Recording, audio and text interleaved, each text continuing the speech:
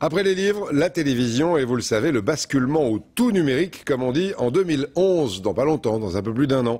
L'ennui, c'est que 500 000 Français ne recevront plus la télé. Le gouvernement a d'ailleurs débloqué hier 56 millions d'euros supplémentaires pour les aider à s'équiper en parabole, car pour eux, sans parabole, il n'y aura plus de télé. Du côté de Marmande, dans le Lot-et-Garonne, Christophe Deveau et Sébastien Ondelat.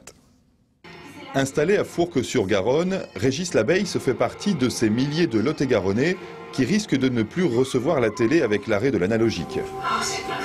Ici, la TNT ne passe pas et le seul moyen de réception reste le bon vieux râteau de l'antenne qui ne servira plus à rien en 2011.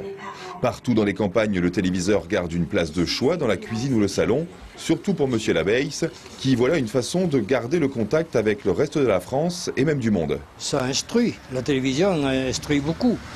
Bon, et c'est comme tout, il faut savoir choisir son programme aussi.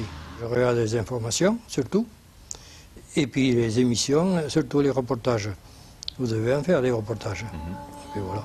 Pixel, mosaïque, voilà ce qu'on reçoit par la TNT dans le meilleur des cas, dans les coins les plus reculés du département.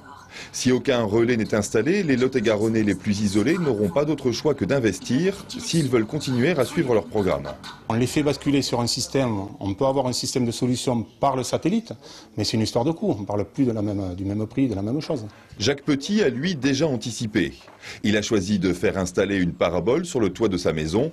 Aujourd'hui, avec ses 6 télécommandes, il profite d'une réception parfaite, mais l'installation a un coût qu'il faut multiplier par le nombre de télés dans la maison. Bien sûr, là je vais en avoir pour, je sais pas, 900 €.